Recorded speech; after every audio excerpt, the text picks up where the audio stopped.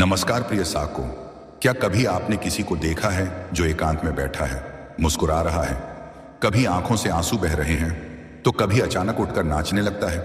लोग कहते हैं ये पागल हो गया है, पर मैं कहता हूं नहीं, ये आत्मा है जो ब्रह्म की ओर दौड़ रही है। प्रिय साधकों, आज हम एक ऐसे विषय पर बात करेंगे जो हर सच्चे साधक के जीवन में कभी ना कभी आता है। साधना में पागलपन क्यों आता है? क्या यह मानसिक विकृति है या यह कोई गूढ़ आध्यात्मिक अवस्था? चलिए जानते हैं। नंबर 1, साधना क्या है? साधना केवल बैठकर मंत्र जपना नहीं है। यह आत्मा की यात्रा है, मूलाधार से लेकर सहस्रार तक, माया से लेकर ब्रह्म तक, अहंकार से लेकर शून्यता तक। जब एक साधक गहन साधना करता है तो वह अपनी आत्मा को परिष्कृत करता है। उसके भीतर की गहराइयां हिलती हैं, उसके पुराने संस्कार जलते हैं, और यह प्रक्रिया कभी कभी उसके मानसिक, भावनात्मक और शारीरिक स्वरूप को झकझोर देती है। नंबर 2, जब चेतना बदलती है तो शरीर और मन बौखलाते हैं। जब आत्मा उच्चतर कंपन, वाइब्रेशन की ओर बढ़ती है तो शरीर और मन जो अब तक निचली चेतना में जीते रहे, उन्हें यह नई ऊर्जा सहन नहीं होती। इसलिए होता है बार बार रोने का मन करना, अचानक हंसी आ जाना, शरीर में कंपन, सिर भारी लगना, दुनिया व्यर्थ लगने लगना, नींद उड़ जाना, अजीब अजीब सपने। कभी कभी लगता है जैसे मैं कोई और बन रहा हूं। इसे ही लोग पागलपन कह देते हैं, लेकिन यह असल में आत्मा का कायाकल्प है। नंबर 3, यह पागलपन वास्तव में क्या है? यह वह अवस्था है जब वह साधक के भीतर की पुरानी स्मृतियां जल रही होती हैं, अवचेतन मन की गांठें खुल रही होती हैं, सप्रेस्ड इमोशंस बाहर आ रहे होते हैं, और एक नई ऊर्जा, दिव्य ऊर्जा शरीर में प्रवेश कर रही होती है, जिसे संसार पागलपन कहता है। उसे योग में उन्मुक्ति की स्थिति कहा जाता है। नंबर 4, क्या यही संतों के साथ हुआ था? हाँ, यही हुआ था मीराबाई के साथ, चैतन्य महाप्रभु के साथ, परमहंस योगानंद के साथ, लल्लेश्वरी के साथ, रामकृष्ण परमहंस के साथ। इन सभी को संसार ने कभी पागल कहा, पर उन्होंने कहा मैं पागल नहीं हूं, मैं उस प्रेम में जल रहा हूं जो इस जगत से परे है। नंबर 5, साधक में यह अवस्था कब आती है? जब साधना गहरी होती है, जब मंत्र सिद्ध होने लगता है, जब कुंडलिनी उठती है, जब आज्ञा चक्र जागता है, जब सांसारिक मोह टूटने लगता है, जब भूतकाल के संस्कार बाहर आने लगते हैं। इस अवस्था में मानसिक द्वंद्व बढ़ जाते हैं, दुनिया बंधन लगती है, शरीर पर नियंत्रण ढीला पड़ता है। यह वह मोड़ होता है जहां साधक को 2 मार्ग दिखते हैं, या तो वह डर कर पीछे हट जाए या श्रद्धा के साथ आगे बढ़े और ब्रह्म से एक हो जाए। नंबर 6, विज्ञान क्या कहता है? आज मनोविज्ञान भी मानता है कि ध्यान और योग से सबकॉन्शियस माइंड की सप्रेस्ड मेमोरीज बाहर आने लगती हैं। इसे स्पिरिचुअल क्राइसिस, कुंडलिनी सिंड्रोम या मिस्टिकल साइकोसिस कहा जाता है। पर जो भी इसे समझते हैं वे जानते हैं यह सिर्फ बीमारी नहीं, यह एक ट्रांसफॉर्मेशन प्रोसेस है।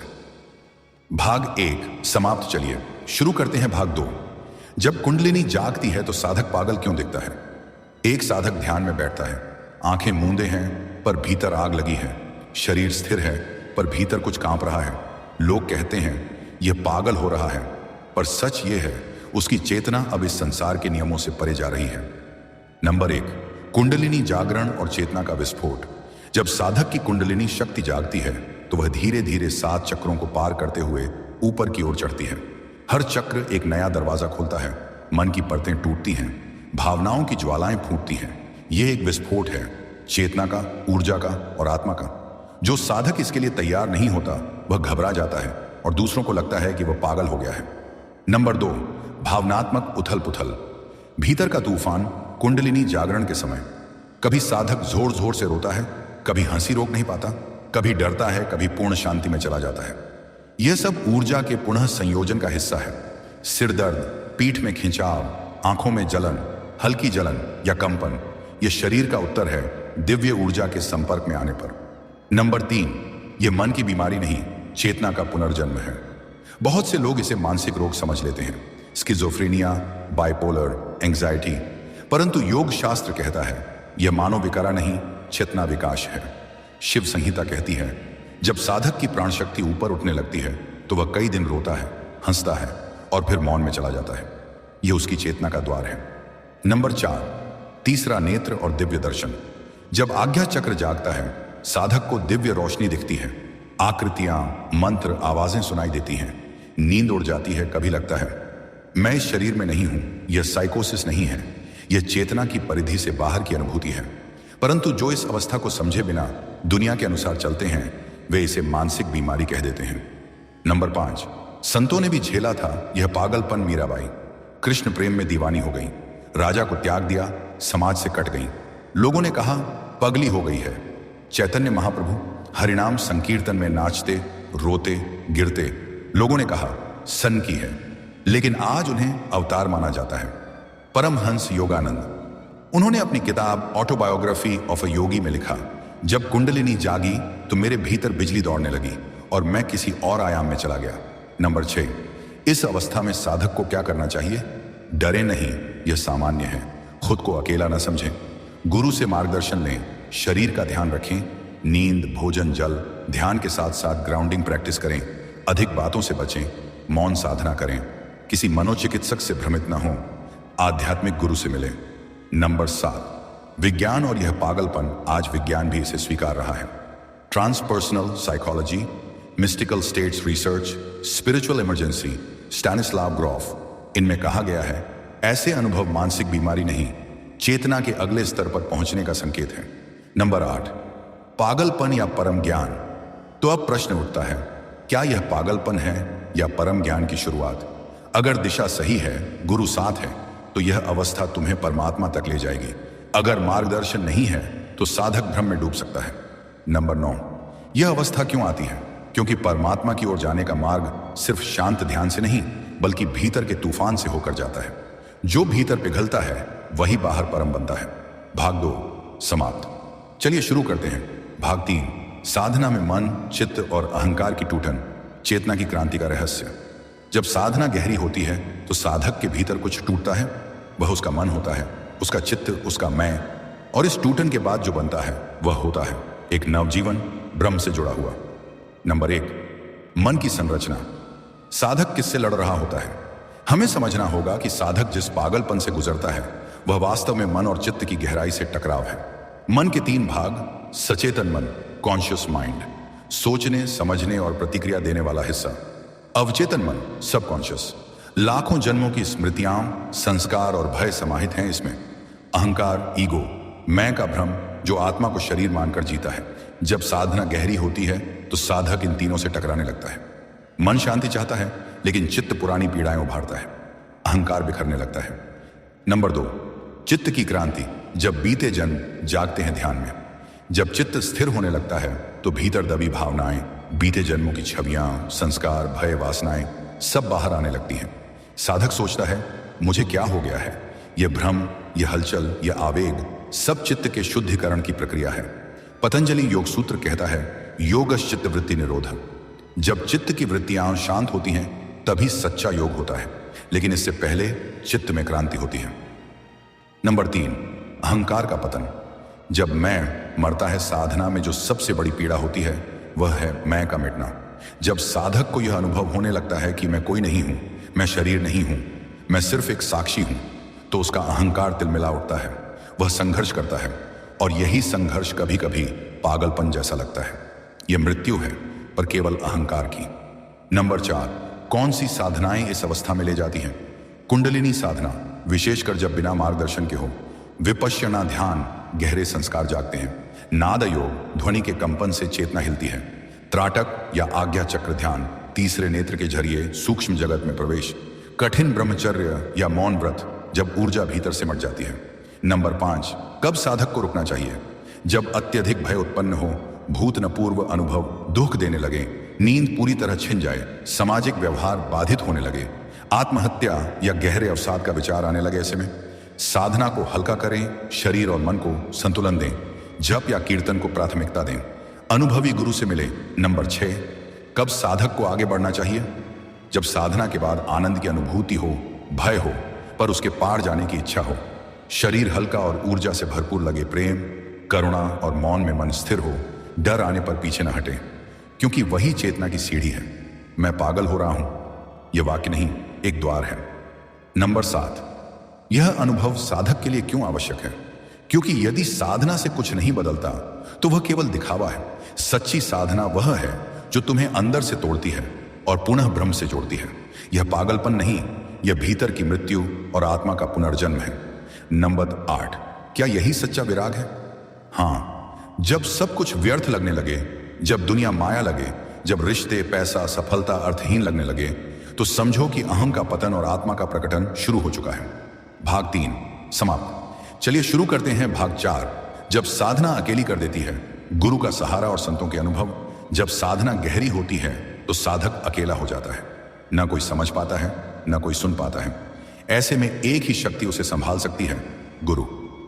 नंबर 1, साधना में गुरु का महत्व। जब साधक पागलपन जैसी अवस्था से गुजरता है, तब गुरु केवल मार्गदर्शक नहीं बल्कि ऊर्जा संतुलक, एनर्जी स्टेबलाइजर होते हैं। गुरु क्या करते हैं? साधक की ऊर्जा को बांधते हैं, उसे समझाते हैं कि यह अस्थाई है, सही साधना बताते हैं, उसका आत्मबल पुनः स्थापित करते हैं। श्री गुरु गीता कहती है, गुरु रेव संश्रयो नित्यम, गुरु ही एकमात्र शरण है। नंबर 2, क्या साधक को समाज से अलग हो जाना चाहिए? जब साधक इस अवस्था में होता है तो वह दूसरों से अलग थलग महसूस करता है। लोग कहते हैं, यह अब पहले जैसा नहीं रहा, इससे बात करना मुश्किल है, यह पागल हो गया है। लेकिन यह अलगाव असली नहीं है, यह नई चेतना की तैयारी है। यह वही अवस्था है जिसे गुफा, जंगल या एकांतवास की आवश्यकता कहा गया है। परमहंस योगानंद जी कहते हैं, जब साधक को कोई न समझे तब वह स्वयं को समझने लगता है। नंबर 3, रामकृष्ण परमहंस, भाव, समाधि और पागलपन। रामकृष्ण परमहंस बचपन से ही ध्यान में चले जाते थे। एक दिन उन्हें काली मां का दर्शन हुआ, वह चिल्लाने लगे, कभी हंसते कभी रोते। लोगों ने उन्हें पागल समझा, लेकिन बाद में वही लोग उन्हें जगत गुरु और परमहंस कहने लगे। यह वह अवस्था थी जब उनका मन मर चुका था और आत्मा बोल रही थी। नंबर 4, शीर्षक विवेकानंद जी का झटका।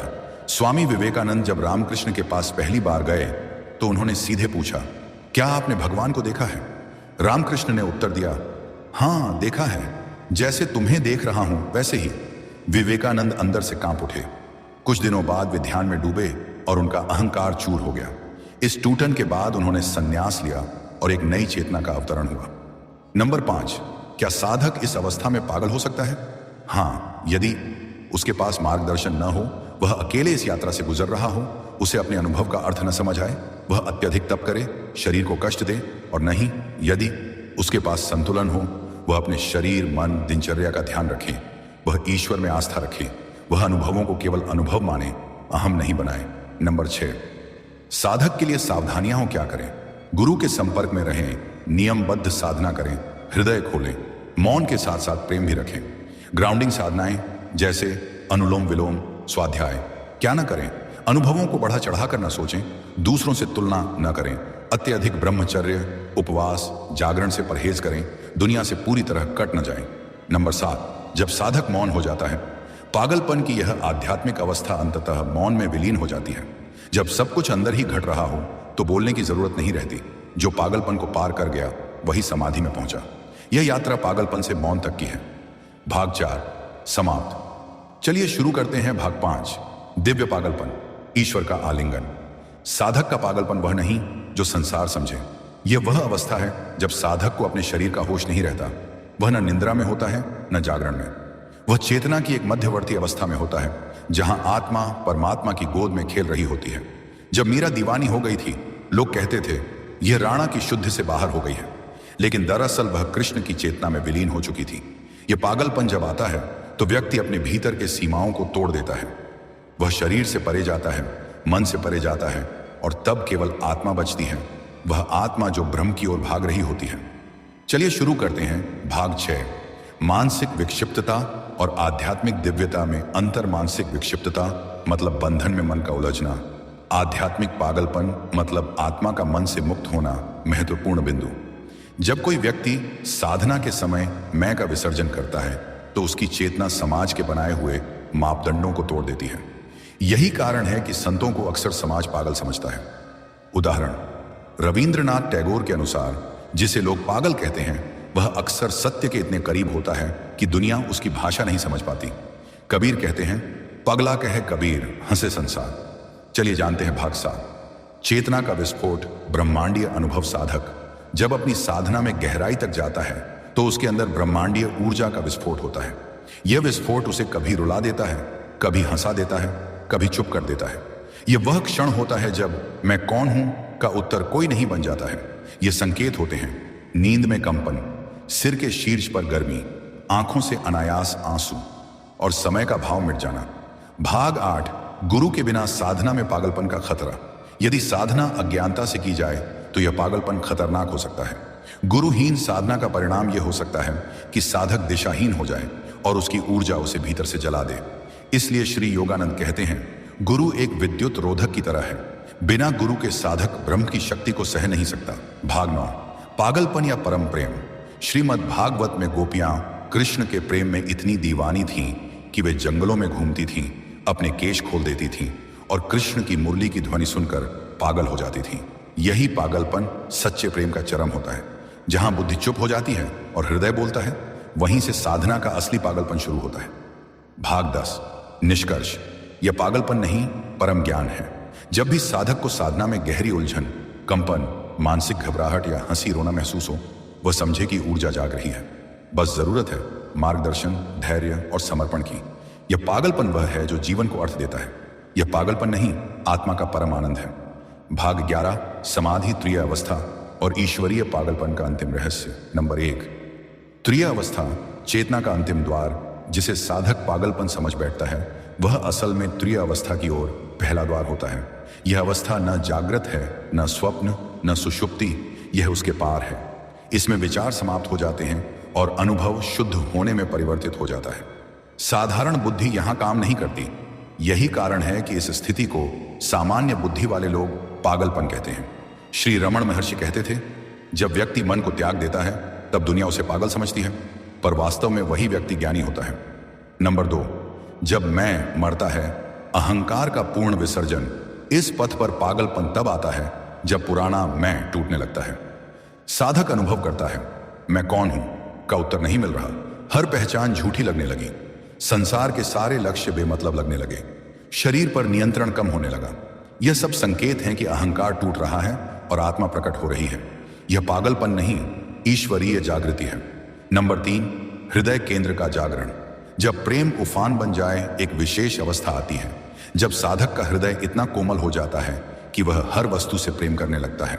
वृक्षों से, पशुओं से, पत्थरों से, यहां तक कि शत्रुओं से भी। तब लोग उसे कहते हैं, यह पागल हो गया है, हर किसी से प्रेम करता है। परंतु यही तो परमात्मा की दृष्टि है, जिसमें कोई भेद नहीं, कोई शत्रु नहीं। नंबर 4, समाधि की पूर्वावस्था में कंपन, कांपना, बोलना बंद हो जाना। समाधि के पास साधक में यह लक्षण दिख सकते हैं। कंपी, नेत्रों से अश्रुधारा, बोलने में रुकावट, अदृश्य सत्ता की अनुभूति। यदि साधक को मार्गदर्शक मिल जाए तो यह स्थिति पूर्ण समर्पण की बन सकती है, अन्यथा व्यक्ति भय खाकर इसे पागलपन समझ लेता है। नंबर 5, कब चेतना रोगी बनती है और इससे कैसे बचें? साधक को यह समझना होगा कि साधना में एक महीन रेखा होती है। एक ओर ब्रह्म विलीनता, दूसरी ओर मानसिक भ्रम। इससे बचने के लिए शास्त्रों और गुरुवाणी का सहारा लें। नियमित साधना करें, पर शरीर की मर्यादा में। भोजन, नींद और दिनचर्या का संतुलन रखें। अनुभवों को गूढ़ न बनाएं, उन्हें देखिए पर पकड़िए मत। नंबर 6, कौन कौन से संत इस ईश्वरीय पागलपन से गुजरे?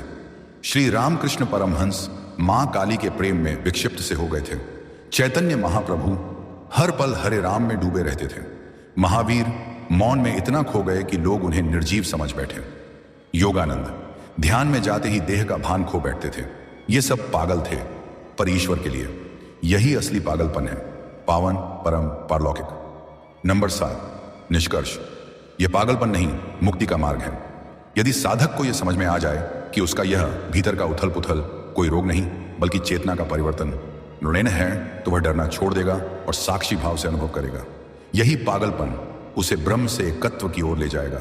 जो पूरी दुनिया को भूल जाए और केवल ईश्वर में रम जाए, वही असली ज्ञानी है।